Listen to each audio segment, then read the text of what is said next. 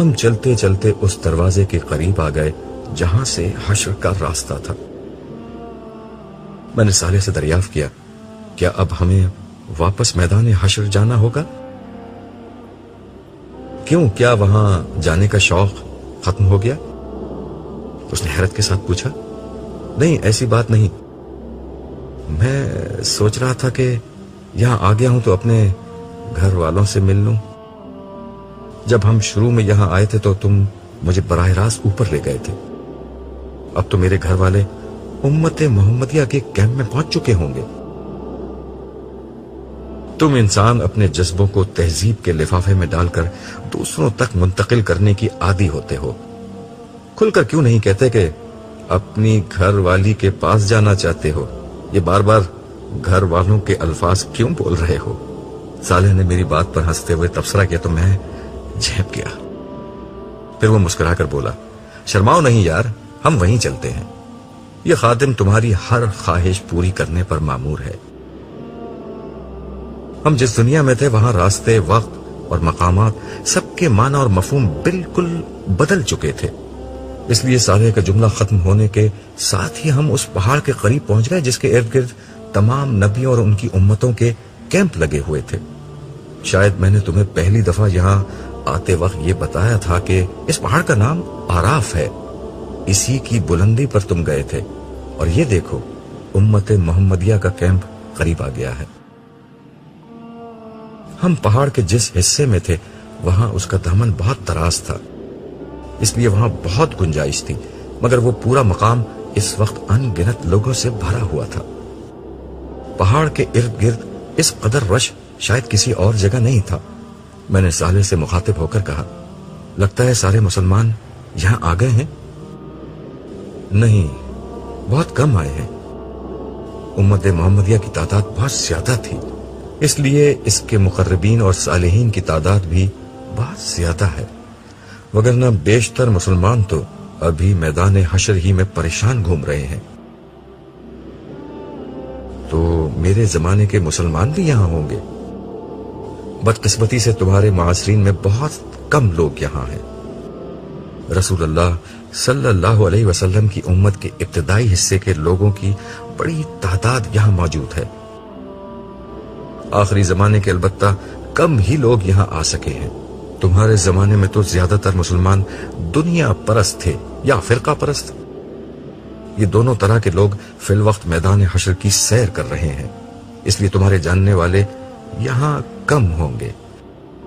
جو ہوں گے ان سے تم جنت میں داخلے کے بعد دربار میں مل لینا، یہاں تو صرف ہم تمہارے گھر والوں سے ملا کر تمہاری آنکھیں ٹھنڈی کریں گے اور فوراً واپس لوٹیں گے، خبر نہیں کس وقت حساب کتاب شروع ہو جائے۔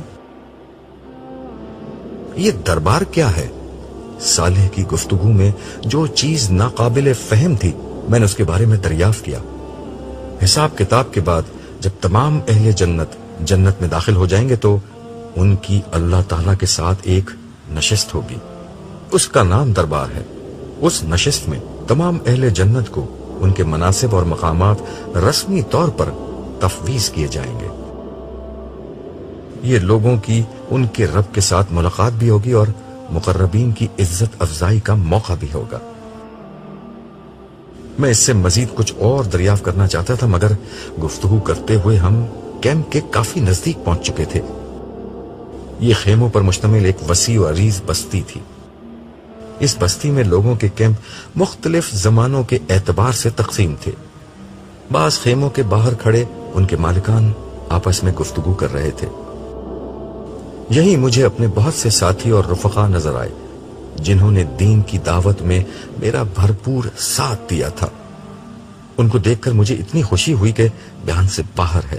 یہ وہ لوگ تھے جنہوں نے اپنی جوانیاں، اپنے کیریئر، اپنے خاندان اور اپنی خواہشات کو کبھی سر پر سوار نہیں ہونے دیا تھا۔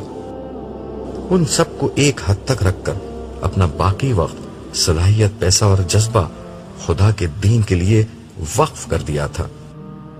اسی کا بدلہ تھا کہ آج یہ لوگ اس ابدی کامیابی کو سب سے پہلے حاصل کرنے میں کامیاب ہو گئے جس کا وعدہ دنیا میں ان سے کیا گیا تھا۔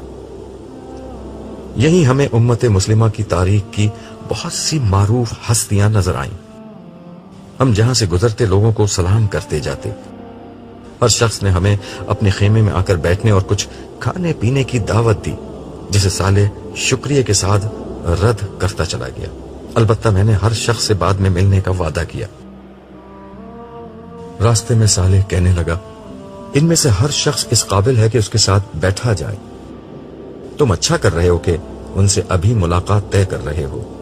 ان میں سے بہت سے لوگوں سے بعد میں وقت لینا بھی آسان نہیں ہوگا. یہ کہہ کر وہ ایک لمحے کے لیے رکا اور محبت آمیز نظروں سے میری طرف دیکھ کر بولا، وقت لینا تو تم سے بھی آسان نہیں ہوگا عبداللہ. تمہیں ابھی پوری طرح اندازہ نہیں. اس نئی دنیا میں تم خود ایک بہت بڑی حیثیت کے مالک ہو گئے، مگر حقیقت یہ ہے کہ تم پروردگار عالم کے معیار پر ہمیشہ سے ایک بہت بڑے حیثیت کے آدمی تھے. یہ کہتے ہوئے صالح رکا اور مجھے گلے لگا لیا. پھر آہستگی سے میرے کان میں بولا، عبداللہ، تمہارے ساتھ رہنا میرے لیے بڑے اعزاز کی بات ہے. میں نے اپنی نگاہیں آسمان کی طرف بلند کی اور دھیرے سے جواب دیا، اعزاز کی بات تو خدا کی بندگی کرنا ہے، اس کے بندوں کو بندگی کی دعوت دینا ہے. یہ میرا اعزاز ہے کہ خدا نے ریت کے ایک بے وقت ذرے کو اس خدمت کا موقع دیا. یہ کہتے ہوئے احسان مندی کے جذبات سے میری آنکھوں سے آنسو بہنے لگے. ہاں، یہی ٹھیک ہے. خدا ہی ہے جو ذرہ ریت کو طلوع آفتاب دیتا ہے. تم سورج کی طرح اگر چمکے تو یہ خدا کی عنایت تھی، مگر یہ عنایت خدا پرستوں پر ہوتی ہے، سرکشوں، مفسدوں اور غافلوں پر نہیں. ہم ایک دفعہ پھر چلنے لگے اور چلتے چلتے ہم ایک بہت خوبصورت اور نفیس خیمے کے پاس پہنچ گئے. میرے دل کی دھڑکن کچھ تیز ہو گئی. صالح میری طرف دیکھتے ہوئے بولا، نائمہ نام ہے تمہاری بیوی کا؟ میں نے ازبات میں گردن ہلا دی. صالح نے انگلی سے اشارہ کر کے کہا، یہ والا خیمہ ہے. کیا اسے معلوم ہے کہ میں یہاں آ رہا ہوں؟ میں نے دھڑکتے دل کے ساتھ پوچھا. نہیں، صالح نے جواب دیا. پھر ہاتھ سے اشارہ کر کے کہا، یہ ہے تمہاری منزل. میں ہولے ہولے چلتا ہوا خیمے کے قریب پہنچا اور سلام کر کے اندر داخل ہونے کی اجازت چاہی. اندر سے ایک آواز آئی جسے سنتے ہی میرے دل کی دھڑکن تیز ہو گئی. آپ کون ہیں؟ عبداللہ. میری زبان سے عبداللہ کا نام نکلتے ہی پردہ اٹھا اور ساری دنیا میں اندھیرا چھا گیا. اگر روشنی تھی تو صرف اسی ایک چہرے میں جو میرے سامنے تھا. وقت، زمانہ، صدیاں اور لمحے سب اپنی جگہ ٹھہر گئے. میں خاموش کھڑا ٹکٹکی باندھ کر اسے دیکھتا رہا. نائمہ کا مطلب روشن ہوتا ہے، مگر روشنی کا مطلب یہ ہوتا ہے، یہ مجھے آج پہلی دفعہ معلوم ہوا تھا. ہم جب آخری دفعہ ملے تھے تو زندگی بھر کا ساتھ بڑھاپے کی رفاقت میں ڈھل چکا تھا، جب محبت حسن اور جوانی کی محتاج نہیں رہتی. مگر نائمہ نے اپنی جوانی کے تمام ارمانوں اور خوابوں کو میری نظر کر دیا تھا. اس نے جوانی کے دنوں میں بھی اس وقت میرا ساتھ دیا تھا جب میں نے آسان زندگی چھوڑ کر اپنے لیے کانٹوں بھرے راستے چن لیے تھے. اس کے بعد بھی زندگی کے ہر سرد و گرم اور اچھے اور برے حال میں اس نے میری پوری طاقت سے میرا ساتھ دیا تھا، یہاں تک کہ موت ہم دونوں کے بیچ حائل ہو گئی. مگر آج موت کا یہ عارضی پردہ اٹھا تو میرے سامنے چاند کا نور، تاروں کی چمک، سورج کی روشنی، پھولوں کی مہک، کلیوں کی نازکی، شبنم کی تازگی، صبح کا اجالا اور شام کی شفق سب ایک ساتھ ایک ہی چہرے میں جلوہ گر ہو گئے تھے. برسوں کی اس رفاقت کو میں چند لمحوں میں سمیٹ کر دیکھنے کی کوشش کر رہا تھا. نائمہ کی آنکھوں میں نمی آ گئی تھی جو اس کے رخساروں پر بہنے لگی. میں نے ہاتھ بڑھا کر اس کے رخساروں سے نمی پونچھی اور اس کے ہاتھوں کو اپنے ہاتھوں میں لے کر کہا، میں نے کہا تھا نا، تھوڑا سا انتظار، تھوڑا سا صبر، یہ جنگ ہم ہی جیتیں گے. میں نے کب آپ کی بات کا یقین نہیں کیا تھا، اور اب تو میرا یقین حقیقت میں بدل چکا ہے. مجھے تو بس ایسا لگ رہا ہے کہ آپ کچھ دیر کے لیے گھر سے باہر گئے تھے اور پھر آ گئے. ہم نے تھوڑا سا صبر کیا اور بہت بڑی جنگ جیت لی. ہمیں جیتنا ہی تھا نائمہ، اللہ نہیں ہارتا، اللہ والے بھی نہیں ہارتے۔ وہ دنیا میں پیچھے رہ سکتے ہیں مگر آخرت میں ہمیشہ سب سے آگے ہوتے ہیں۔ اور اب نائمہ نے سوال کرتے ہوئے آنکھیں بند کر لی۔ شاید وہ تخیل کی آنکھ سے جنت کی اس دنیا کا تصور کر رہی تھی جو اب شروع ہونے والی تھی۔ ہم نے خدا کا پیغام عام کرنے کے لیے اپنی فانی زندگی لگا دی اور اب بدلے میں خدا جنت کی ابدی زندگی کی کامیابی ہمیں دے گا۔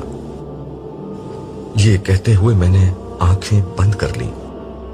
میرے سامنے اپنی پر مشقت اور جد و جہد سے بھرپور زندگی کا ایک ایک لمحہ آ رہا تھا۔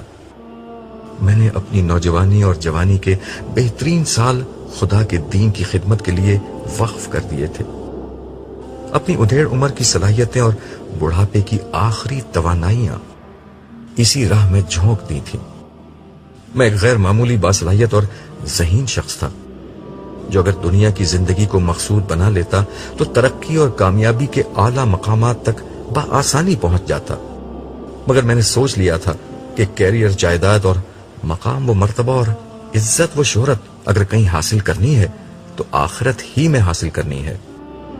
میں نے زندگی میں خواہشات کے میدان ہی میں خود سے جنگ نہیں کی تھی بلکہ تعصبات اور جذبات سے بھی لڑتا رہا تھا۔ فرقہ واریت، اکابر پرستی اور تعصب سے میں نے کبھی اپنا دامن آلودہ نہیں ہونے دیا۔ خدا کے دین کو ہمیشہ ایمانداری اور عقل سے سمجھا اور اخلاص اور صدق دل سے اس پر عمل کیا۔ اس کے دین کو دنیا بھر میں پھیلایا اور کبھی اس راہ میں کسی ملامت کرنے والے کی ملامت کی پرواہ نہیں کی۔ اس سفر میں خدا نے جو سب سے بڑا سہارا مجھے دیا وہ نائمہ کی محبت اور رفاقت تھی، جس نے ہر طرح کے حالات میں مجھے لڑنے کا حوصلہ بخشا۔ اور اب ہم دونوں شیطان کے خلاف اپنی جنگ جیت چکے تھے، مشقت ختم ہو چکی تھی اور جشن کا وقت تھا۔ ہم اسی حال میں تھے کہ صالح نے کھنکار کر ہمیں اپنی موجودگی کا احساس دلایا اور بولا، آپ لوگ تفصیل سے بعد میں ملیے گا، ابھی چلنا ہوگا۔ اس کے ان الفاظ پر میں واپس اس دنیا میں لوٹ آیا۔ میں نے صالح کا نائمہ سے تعارف کروایا، یہ صالح ہیں۔ پھر ہنستے ہوئے میں نے اپنی بات میں اضافہ کیا، یہ کسی بھی وقت مجھے تنہا چھوڑنے پر آمادہ نہیں ہوتے۔ نائمہ نے صالح کو دیکھتے ہوئے کہا، میں انہیں جانتی ہوں، مجھے یہاں پر یہی چھوڑ کر گئے تھے اور اسی وقت آپ کے بارے میں بتا دیا تھا، وگرنہ میں بہت پریشان رہتی۔ میں نے صالح کی طرف مڑتے ہوئے کہا، تم مجھ سے الگ ہی کب ہوئے جو نائمہ کو یہاں چھوڑنے آ گئے تھے؟ تمہیں غالباً یاد نہیں، جس وقت تم اوپر بیٹھے پروردگار کے حضور حشر کے میدان میں گھومنے پھرنے کا پروانہ لے رہے تھے، اس وقت میں تمہارے برابر سے اٹھ گیا تھا۔ عبداللہ، یہ تمہاری کمزوری بھی ہے اور طاقت بھی کہ جب تم خدا کے ساتھ ہوتے ہو تو تمہیں ارد گرد کا ہوش نہیں ہوتا۔ ہوش تو مجھے تھوڑی دیر پہلے بھی نہیں تھا، مگر اس وقت تو تم ٹلے نہیں۔ ہاں، میں اگر ٹل جاتا تو پھر تم سے اگلی ملاقات یوم حشر کے بعد ہوتی۔ ویسے تم انسان بڑے ناشکرے ہو اور بھلکڑ بھی، بھول گئے تمہیں کہاں جانا ہے؟ اوہو نائمہ، ہمیں چلنا ہوگا، تم یہیں رکو، میں کچھ دیر میں آتا ہوں۔ مگر ہمارے بچے؟ وہ بھی ٹھیک ہیں، تم انہیں یہاں تلاش کرو، قریب میں کہیں مل جائیں گے، وگرنہ میں تھوڑی دیر میں سب کو لے کر خود آ جاؤں گا۔ ابھی مجھے فوراً میدان حشر میں لوٹنا ہے، ملنا ملانا اس کے بعد عمر بھر ہوتا رہے گا۔ اس آخری سوال کے بعد یہاں میرے رکنے کی گنجائش ختم ہو چکی تھی، کیونکہ مجھے جواب میں ان دو بچوں کے بارے میں بھی بتانا پڑتا جو یہاں نہیں تھے، اور یہ ایک بہت تکلیف دہ کام تھا۔ نائمہ نے کچھ سمجھتے ہوئے اور کچھ نہ سمجھنے کے انداز میں گردن ہلا دی۔ واپسی پر میں نے صالح سے کہا، یہاں کی زندگی میں تو خاندانوں میں بڑی ٹوٹ پھوٹ ہو جائے گی، کسی کی بیوی رہ گئی اور کسی کا شوہر رہ گیا۔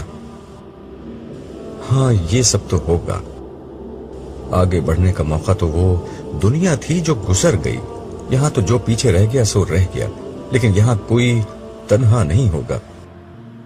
رہ جانے والوں کے انتظار میں कोई नहीं रुकेगा। नए रिश्ते नाते वजूद में आ जाएंगे, नए जोड़े बन जाएंगे, नई शादियां हो जाएंगी। मगर यहां वैसे खानदान तो नहीं होंगे जैसे दुनिया में होते थे। तुम ठीक समझे हो। दुनिया में खानदान का इदारा इंसानों की बास कमजोरियों की बिना पर बनाया गया था। बच्चों की परवरिश और बूढ़ों की निगहदाश्त उस इदारे का बुनियादी मकसद था। खानदान की मजबूती और इस्तेहकाम के लिए मर्दों को खानदान का सरबराह बनाया गया था। उसी खानदान को जोड़े रखने के लिए औरतों को बहुत से मामलात में मर्दों से कमजोर बनाया गया था। वो मर्दों के लिए एक नेमत भी थी और जरूरत भी। उसके बगैर दुनिया का नज्म चल नहीं सकता था। मगर अब यहां मामलात जुदा होंगे। औरतें मर्दों के लिए एक नेमत तो रहेंगी, मगर खुद उनकी मोहताज नहीं होंगी। इसीलिए उनकी कद्र व कीमत बहुत बढ़ जाएगी और उनका नखरा भी। इसका मतलब यह है कि इस दुनिया में औरत होना ज्यादा फायदे की बात है। औरत जब चाहेगी मर्द की तवज्जो हासिल कर लेगी, मगर मर्द का औरतों पर कोई इख्तियार नहीं होगा, हालांकि वो उनके जरूरतमंद होंगे। हाँ, ये बात ठीक है। तो हम मर्द फिर नुकसान में रहे। हाँ, नुकसान में तो तुम लोग रहोगे। ये तो बड़ा मसला है। इस मसले का कोई हल है? जन्नत की नई दुनिया में हर चीज का हल होता है। हूरें इसी मसले का हल है। मगर उनसे तो खवातीन को जेलसी महसूस होगी। नहीं, ऐसा नहीं होगा। हूरें अपनी स्टेटस और खूबसूरती में कभी जन्नत की खवातीन के बराबर नहीं आ सकती। इसलिए वो जन्नती खवातीन के लिए कभी रश्क व हसद का बाइस नहीं बनेगी। जन्नत की खवातीन अपने आमाल की वजह से हूरों से कहीं ज्यादा खूबसूरत और बहुत बड़े स्टेटस की मालिक होंगी। उन्हें इसकी परवाह नहीं होगी कि उनके शौहर की और दिलचस्पियां क्या हैं। वैसे भी जन्नत इंसानों की नहीं, खुदा की दुनिया है। तुम जानते हो कि इंसानों और खुदा की दुनिया में क्या फर्क होता है। मैं खामोशी से सवालिया निगाहों से उसे देखता रहा। उसने अपने सवाल का खुद ही जवाब दिया। इंसानों की दुनिया में रकीब से हसद की जाती है, मगर खुदा की दुनिया में रकीब भी महबूब होता है। ये बात तो लाजवाब है, मगर इस मसले का फैसला जन्नती खवातीन ही कर सकती हैं। जन्नत पाकीज़ा लोगों के रहने की जगह है। उनकी पाकीज़गी खुदा की मेहरबानी से किसी मनफी जज्बे को उनके पास फटकने नहीं देगी। सालेह ने मेरी बात का बराह रास्त जवाब देने के बजाय एक उसूली बात बयान की और फिर उसकी मजीद वजाहत करते हुए कहा, असल में तुम अभी तक इंसानी दुनिया के असरात से नहीं निकले हो। पिछली दुनिया आजमाइश की दुनिया थी, इसलिए वहां मस्बत जज्बों के साथ मनफी जज्बे भी रख दिए गए थे। ये मनफी जज्बे इंसानी शख्सियत के अंदर से उठते थे। हर मोमिन मर्द और औरत की ये जिम्मेदारी थी कि वो हर तरह के मनफी हालात और माहौल में रहने के बावजूद अपने अंदर पैदा होने वाले मनफी जज्बात पर काबू पाए। ये बिल्कुल ऐसे ही है जैसे पसीना, बोलो बराज, पेशाब वगैरह इंसानी जिस्म से निकलने वाली गंदगियां थीं, मगर हुक्म था कि हर गंदगी से अपने वजूद को पाक रखो। तो तुम लोग पानी से गुस्ल व तहारत करते थे। उसी तरह मनफी जज्बे भी अंदर से पैदा होने वाली गंदगियां थीं। गुस्सा, नफरत, झूठ, हसद, तकब्बुर, कीना, जुल्म और इन जैसी तमाम गंदगियों के बारे में हुक्म था कि सब्र के पानी से इन्हें धो डालो। मोमिन मर्द औरत जिंदगी भर ये मुशक्कत उठाते रहे, मगर आज के दिन उन्हें हर ऐसी मुशक्कत से पाक कर दिया जाएगा। यानी मतलब यह कि अब ना इनके जिस्मों से गंदगियां निकलेंगी और ना इनके जहन में मनफी जज्बे और ख्यालात ही पैदा होंगे। जन्नत खूबसूरत लोगों के रहने की एक खूबसूरत जगह है जहां कोई बदसूरत जज्बा बाकी नहीं रहेगा।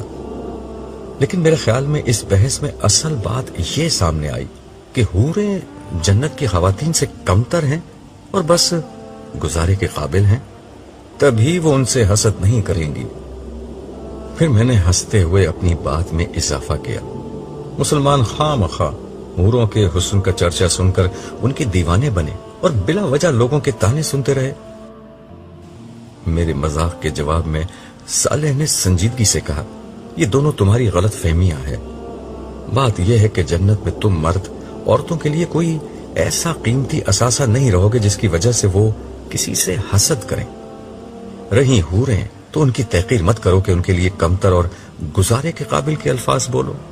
وہ جنتی خواتین جیسی تو نہیں، مگر بہرحال ایسی بھی نہیں کہ تم ان کو کمتر سمجھو۔ اچھا تو وہ کیسی ہیں؟ میں بتاتا ہوں وہ کیسی ہیں۔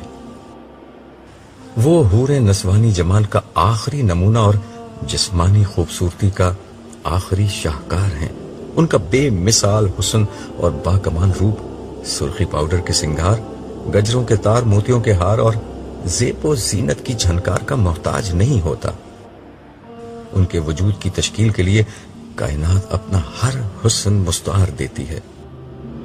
پھول اپنے رنگ، ہوا اپنی لطافت، دریا اپنا بہاؤ، زمین اپنا ٹھہراؤ، تارے اپنی چمک، کلیاں اپنی مہک، چاند اپنی روشنی، سورج اپنی کرنیں، آسمان اپنا توازن، چوٹیاں اپنی بلندی اور وادیاں اپنے نشیب جب جمع کر دیتے ہیں تو ایک حور وجود میں آتی ہے۔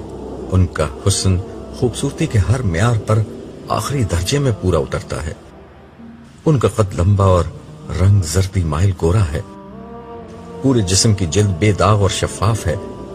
آنکھیں بڑی بڑی اور گہری سیاہ ہیں، مگر ہر لباس کی مناسبت سے اس کے رنگ میں ڈھل سکتی ہیں۔ ان کی بھویں ہموار اور پلکیں دراز ہیں۔ ان کی نظر عام طور پر جھکی رہتی ہے، مگر جب اٹھتی ہے تو تیر کی طرح دل تک جا پہنچتی ہے۔ ان کا چہرہ کتابی، پیشانی کشادہ، رخسار سرخی مائل، ناک ستوا، زبان شیریں، ہونٹ گلاب کی طرح نازک اور دانت موتیوں کی طرح چمکدار ہیں۔ ان کے بال ریشم کی طرح نرم اور چمکدار اور ان کے سفید رنگ کے برعکس گہرے سیاہ اور پنڈلیوں تک لمبے ہیں۔ ان کی آواز سریلے نغموں کی طرح کان میں رس کھولتی، باتوں سے موتی جھڑتے اور مسکراہٹ سے رت حسین ہو جاتی ہے۔ ان کے وجود میں حیا کا عطر اور سانسوں میں خوشبوؤں کی مہک ہے۔ ان کے لہجے میں نرمی، چلنے کے انداز میں دلربائی اور بولنے کے طریقے میں شان و وقار ہے۔ ان کا معطر وجود مخملی لباس اور چمکتے زیور کے اندر بادلوں میں چھپے کھلتے بدر کامل کا منظر پیش کرتا ہے۔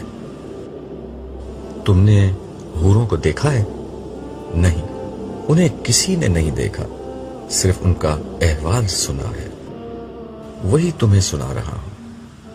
سالے بے تکان بول رہا تھا اور میں خاموشی سے اس کی شکل دیکھ رہا تھا۔ تمہاری باتیں واقعی مبالغہ، کہانیاں اور خواب لگ رہی ہیں، لیکن یہ اگر خواب ہے تو بہت دلکش خواب ہے۔ یہ خواب ابھی ختم نہیں ہوا۔ سنو، ایک حور کا وجود بل کھاتی ندی کی طرح ڈھلتا ہے جو آسمان کی سیاہ گھٹاؤں سے برف کی صورت اپنے سفر کا آغاز کرتی، جھرنوں اور آبشاروں کی صورت نکلتی، ڈھلانوں میں اترتی، میدانوں میں ٹھہرتی، بلندیوں کو چھوتی، نشیب کی طرف بڑھتی، ٹیلوں کو عبور کرتی ہوئی وادیوں تک پہنچتی ہے اور آخرکار نیکی، پارسائی اور تقوی کے اس سمندر پر اپنا وجود نچھاور کر دیتی ہے۔ جس نے زندگی صبر اور تقوی کے ساتھ گزاری، یہ اس لیے ہوتا ہے کہ یہ ندی اپنے پورے سفر میں کسی نجاست، کسی آلودگی کا شکار نہیں ہوتی، ہر نامحرم نگاہ کو اپنی دید اور لمس سے دور رکھتی ہے۔ یہ ہزاروں میل کا سفر پاک دامنی کے ساتھ طے کرتی ہے، اس لیے پاک دامن سے کم کسی شخص کو قبول نہیں کرتی، اور آخرکار سیل شباب کی چڑھتی گھٹتی موج کا سا ان کا وجود اپنے سمندر میں ہمیشہ کے لیے ضم ہو جاتا ہے۔ مجھے سمجھ ہی نہیں آتا کہ تعریف حوروں کی کروں یا تمہارے بیان کی۔ تعریف تو صرف اللہ کی ہونی چاہیے، مگر یاد رہے میں فرشتہ ہوں، یہ میرے نہیں انسانی جذبات کا اظہار ہے۔ میں نے انسانی الفاظ اور جذبوں کے بارے میں جو کچھ سیکھا ہے اس کا اکثر حصہ تمہارے ساتھ رہ کر تم سے سیکھا ہے، اس لیے تم چاہو تو اپنی تعریف آپ کر سکتے ہو۔ نہیں، تعریف کا مستحق تو صرف اللہ ہے، اور جو ہر خوبصورتی کا خالق ہے، چاہے وہ بیان کی ہو یا انسان کی۔ مگر یہ بتاؤ، کیا یہ حوریں انسان ہوں گی؟ ہاں، یہ بھی انسان ہے۔ اسی طرح اہل جنت کے وہ خدام جنہیں غلمان کہا جاتا ہے، وہ بھی انسان ہی ہیں. یہ وہ لڑکے ہیں جو ہمیشہ لڑکے ہی رہیں گے. یہ لڑکے کیوں رہیں گے؟ ملازم اور خادم تو وہ بہتر ہوتا ہے جو زیادہ عمر کا ہو اور زیادہ سمجھ رکھتا ہو. میں نے ذہن میں آنے والا ایک اعتراض جڑ دیا. نہیں، ایسا نہیں ہے. یہ کم عمر ہونے کے باوجود بلا کے مزاج شناس ہوں گے. اہل جنت کی مجلسوں میں جب کسی جنتی کا مشروب ختم ہوگا تو یہ اس کی نظر دیکھیں گے اور بلا کچھ کہے سنے اس کے گلاس میں مطلوبہ شراب اتنی ہی مقدار میں ڈالیں گے جتنی اسے ضرورت ہوگی. اس لیے ان کی سمجھ بوجھ اور مزاج شناسی کی تو کوئی حد نہیں. البتہ انہیں لڑکوں کی شکل میں اس لیے رکھا جائے گا کہ جسمانی طور پر مستعد رہیں اور لمحہ بھر میں ہر خدمت بجا لائیں. ان کا لباس، شکل اور حلیہ انہیں ایسا بنا دے گا گویا محفل میں قیمتی موتی بکھرے ہوئے ہیں. ان کے ابدی طور پر کم عمر لڑکے بنائے جانے کی دوسری وجہ یہ ہے کہ ان کو کبھی ازدواجی تعلق کی ضرورت نہ ہو، جبکہ حوریں مکمل شباب کی عمر کو پہنچی ہوئی لڑکیاں ہوں گی اور اہل جنت کی بیویاں ہوں گی. کیا حوریں اور غلمان اہل جنت کے لیے خاص طور پر تخلیق کیے جائیں گے؟ یہ ایک لمبی کہانی ہے. ہمارے پاس وقت کی کون سی کمی ہے؟ یہ لمبی کہانی بھی سناتے جاؤ. سنو، آج کا دن انسانوں کا پہلا محشر نہیں ہے. کیا مطلب؟ کیا قیامت پہلے بھی آ چکی ہے؟ قیامت تو پہلے نہیں آئی، البتہ اول تا آخر سارے انسان ایک دفعہ پہلے بھی پیدا کیے جا چکے ہیں. تمہارا اشارہ عہد الصد کی طرف ہے؟ ہاں، مگر اس سے قبل اللہ تعالیٰ نے تمام مخلوقات کے سامنے یہ موقع رکھا تھا کہ وہ جنت میں اللہ تعالیٰ کی ابدی رفاقت کا شرف حاصل کر لیں. لیکن اس کے لیے انہیں دنیا میں کچھ وقت ایسے گزارنا ہوگا کہ خدا ان کے سامنے نہیں ہوگا، صرف اس کے احکام ان کے سامنے آئیں گے اور انہیں بن دیکھے رب کی عبادت اور اطاعت کا راستہ اختیار کرنا ہوگا. زمین کی بادشاہی عارضی طور پر امانتاً اس مخلوق کو دے دی جائے گی اور اپنی بادشاہی کے زمانے میں اس مخلوق کو اپنے بارے میں یہ ثابت کرنا ہوگا کہ وہ صاحب اختیار بادشاہ ہونے کے باوجود بن دیکھے خدا کی اطاعت کے لیے تیار ہے. جس کسی نے اقتدار اور اختیار کی اس امانت کا درست استعمال کیا، اس کا بدلہ جنت میں خدا کی ابدی رفاقت ہوگی اور ناکامی کی صورت میں جہنم کا عذاب. تو پھر کیا ہوا؟ یہ ہوا کہ ساری مخلوقات ڈر کے پیچھے ہٹ گئیں، اس لیے کہ جنت جتنی حسین ہے، جہنم اتنی ہی بھیانک جگہ ہے. حشر کی سختی کو تو ابھی تم نے اپنی آنکھوں سے دیکھا ہے. اس کے بعد کون عقل مند اس امتحان میں کودنے کی کوشش کرتا؟ اور غالباً ہم جذباتی انسان اس امتحان میں کود پڑے. میں نے لقمہ دیا، ہاں یہی ہوا تھا. لیکن خدائی امانت اٹھانے کا یہ عزم روح انسانی نے اجتماعی طور پر کیا تھا. اس لیے خدا کے عدل کا تقاضا یہ تھا کہ ہر انسان کو پیدا کر کے براہ راست اس سے یہ معلوم کیا جائے کہ وہ کس حد تک اس امتحان میں اترنے کے لیے تیار ہے. عبداللہ، یہ اس لیے ہوا کہ تمہارا رب کسی پر رائی کے دانے کے برابر بھی ظلم نہیں کرتا. سو اس نے سب انسانوں کو پیدا کیا، سب کے سامنے اپنے پورے منصوبے کو رکھا. ظاہر ہے انسانوں کی اکثریت پہلے ہی اس مقصد کے لیے تیار تھی، اسی لیے وہ پورے شعور کے ساتھ اس امتحان میں کودنے کے لیے تیار ہو گئے. البتہ جن لوگوں نے یہ خطرہ مول لینے سے انکار کر دیا، ان سب کے بارے میں یہ فیصلہ ہوا کہ انہیں سن بلوغت تک پہنچنے سے قبل ہی مر جانے والے بچوں اور بچیوں کا کردار سونپ دیا جائے.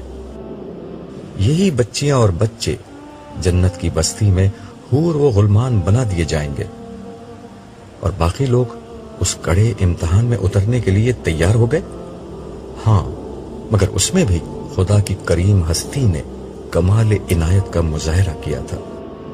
تم جانتے ہو کہ دنیا میں سب کا امتحان یکساں نہیں ہوتا. یہ امتحان بھی اس روز ہر شخص نے اپنی مرضی سے چن لیا تھا. جو بہت زیادہ حوصلہ مند لوگ تھے انہوں نے نبیوں کا زمانہ چن لیا. ان لوگوں کا امتحان یہ تھا کہ ہر سو پھیلی گمراہی کے دور میں انبیاء کی تصدیق کر کے ان کا ساتھ تھے.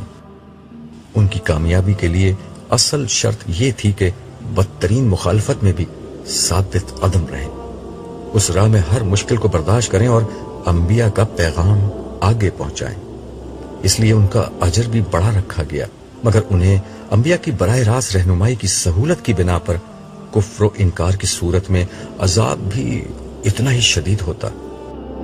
انہی لوگوں میں ایک طرف ابو بکر جیسے لوگ تھے اور دوسری طرف ابو لہب جیسے دشمنان حق۔ آزمائش کی دوسری سطح وہ تھی جس میں لوگوں نے امت مسلمہ اور نبیوں کے بعد ان کی امت میں شامل ہونے کا پرچہ امتحان چنا۔ ان لوگوں کا امتحان یہ تھا کہ بعد کے زمانے میں پیدا ہونے والی گمراہیوں، فرقہ واریت، بدعت، غفلت سے بچ کر شریعت کے تقاضوں کو ہر حال میں نبھاتے رہیں اور معاشرے کے خیر و شر سے لا تعلق ہونے کے بجائے لوگوں میں نیکی کو پھیلائیں اور انہیں برائی سے روکیں۔ یہ ذمہ داریاں ان پر اس لیے عائد کی گئیں کہ ان کے پاس انبیاء کی تعلیمات تھیں اور وہ پیدائشی مسلمان تھے جنہیں قبول اسلام کے لیے کسی کڑی آزمائش سے نہیں گزرنا پڑا۔ اس کا مطلب یہ تھا کہ عام انسانوں کے مقابلے میں ان کی رہنمائی زیادہ کی گئی، انہیں زیادہ اجر کمانے کا موقع دیے گئے، لیکن غفلت کی صورت میں ان کا حساب کتاب اتنا ہی سخت ہونا طے پایا۔ میرا اور دیگر مسلمانوں کا تعلق اسی گروہ سے تھا نا؟ ہاں، تم ٹھیک سمجھے۔ تیسرا گروہ ان لوگوں کا تھا جنہوں نے اپنا پرچہ امتحان بہت سادہ رکھا۔ یہ سارے لوگ نبیوں کی براہ راست رہنمائی کے بغیر پیدا کیے گئے اور ان کا پرچہ امتحان فطرت میں موجود ربانی ہدایت تھی، یعنی توحید اور اخلاق کا امتحان۔ انہیں عام مسلمانوں کی طرح نہ شریعت کے امتحان میں ڈالا گیا، نہ نبیوں کی رفاقت کے کڑے امتحان میں۔ ظاہر ہے کہ ان کا حساب کتاب سب سے ہلکا ہوگا، ان کے لیے شدید عذاب کا اندیشہ بھی کم ہے اور اجر کے مواقع بھی اسی تناسب سے کم ہے۔ اور انبیاء کا معاملہ کیا تھا؟ انہوں نے امتحان کا سب سے سخت پرچہ چنا، اس لیے ان کی رہنمائی براہ راست اللہ تعالی کی طرف سے کی گئی اور اسی لیے ان کا احتساب کا معیار بھی سب سے زیادہ سخت تھا۔ تمہیں تو معلوم ہے کہ حضرت یونس کے ساتھ کیا ہوا تھا۔ انہوں نے کوئی گناہ نہیں کیا تھا، صرف ایک اجتہاد کیا تھا، لیکن دیکھو اللہ تعالیٰ نے انہیں کس طرح مچھلی کے پیٹ میں بند کر دیا۔ پھر اس نے اس طویل گفتگو کا خلاصہ کرتے ہوئے کہا، اصل اصول جو تمام اقسام کے گروہوں میں کام کر رہا ہے وہ ایک ہی ہے، زیادہ رہنمائی، زیادہ سخت حساب کتاب اور زیادہ بڑی سزا و جزا، کم رہنمائی، ہلکا حساب کتاب، کم سزا و جزا۔ مگر کسی انسان کا تعلق کسی گروہ سے ہے، اس کا انتخاب انسانوں نے خود کیا ہے، اللہ تعالیٰ نے نہیں۔ اس کا مطلب یہ ہوا کہ اگر دنیا میں میری رہنمائی بہت زیادہ کی گئی تو یہ دراصل میری اپنی درخواست کے نتیجے میں کی گئی تھی۔ ہاں، بالکل ایسا ہی ہے، اسی وجہ سے تم آج اتنا اونچا درجہ پانے میں کامیاب ہو گئے۔ اگر تم اس رہنمائی کی قدر نہ کرتے تو تمہیں اتنا ہی شدید عذاب دیا جاتا۔ یار، میں نے کتنا بڑا رسک لے لیا تھا۔ یہی تمہاری دنیا کا اصول تھا، نو رسک نو گین۔ مجھے اس لمحے احساس ہوا کہ میں نے کیا پا لیا ہے اور کس خطرے سے نکل گیا ہوں۔ میں بے اختیار سجدے میں گر گیا۔ دیر تک میں اپنے رب کا شکر ادا کرتا رہا جس نے مجھے اس عظیم امتحان میں سرخرو کر دیا تھا۔ اتنے میں صالح نے میری پیٹھ تھپکتے ہوئے مجھ سے کہا، عبداللہ اٹھو۔ میں اٹھ کر کھڑا ہوا اور صالح کو دونوں ہاتھوں سے پکڑ کر بولا، صالح، اب میں کبھی نہیں مروں گا۔ میری زندگی میں کبھی کوئی بیماری، بڑھاپا، خوف، غم، حزن، اداسی اور مایوسی نہیں آئے گی۔